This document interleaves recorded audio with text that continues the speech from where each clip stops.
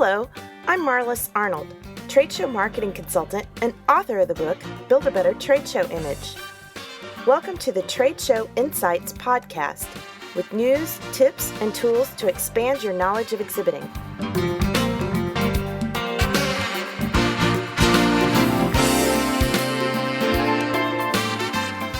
On today's episode of Trade Show Insights, what I wish I'd known as a new exhibitor.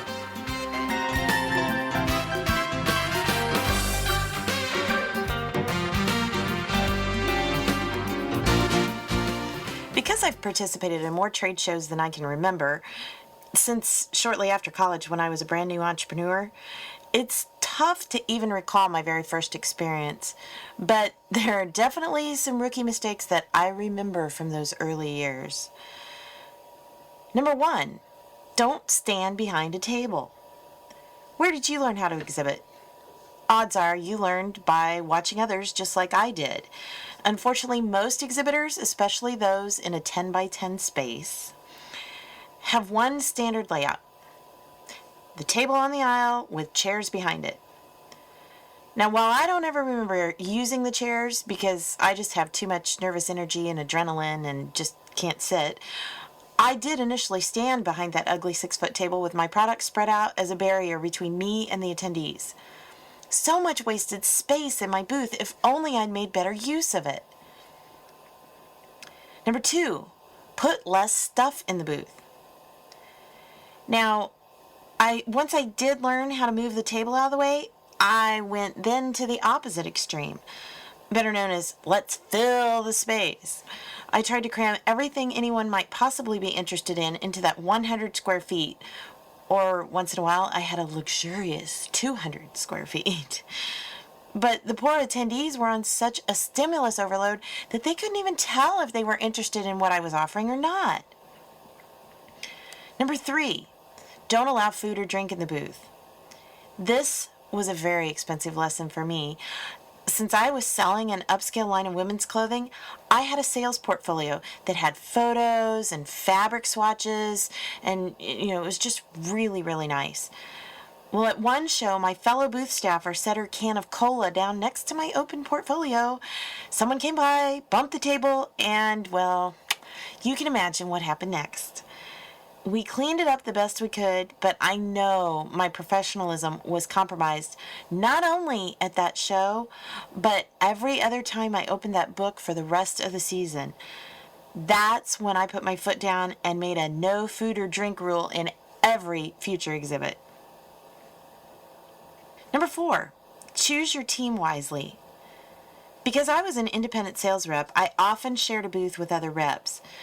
Since some of them were hard workers and took booth duty seriously, we got along fine, but some of them did not, which was strange since we were all there to get new business.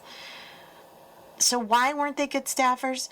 Well, some merely wanted to warm a chair or else socialize with everybody that they knew who was coming through the show, and they really didn't want to work hard trying to connect with new leads.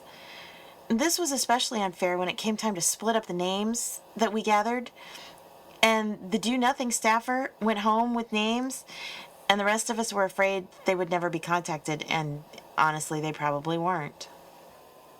Number 5, do more pre-show promotion. I remember one of my first times doing pre-show promos. I sent out 25 postcards to prospects that I'd been trying to get in front of, but just hadn't been able to make the connection yet. Out of those, 12 of those came to my booth, and many of them thanked me for inviting them. A few even said that my postcard was the first notice they'd had about the expo. Imagine if every exhibitor on the floor had sent personal invitations, what a full, active show floor it would have been. Number 6, work more closely with show management to maximize opportunities. This one I really did learn early on, probably because I was so clueless and I was reaching out for help from show management.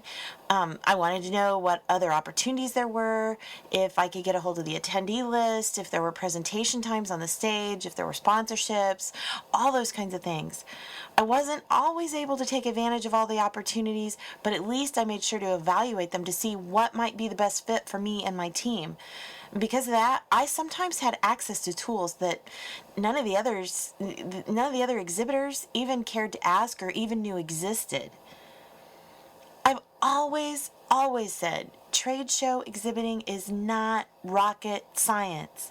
It's simply a matter of making the most of every opportunity, whether that's before, during, or after the show. It's also an important partnership between exhibitors and show management. So, what do you wish you would have known when starting out in trade shows? Please share your thoughts and comments in the show notes at tradeshowinsights.com.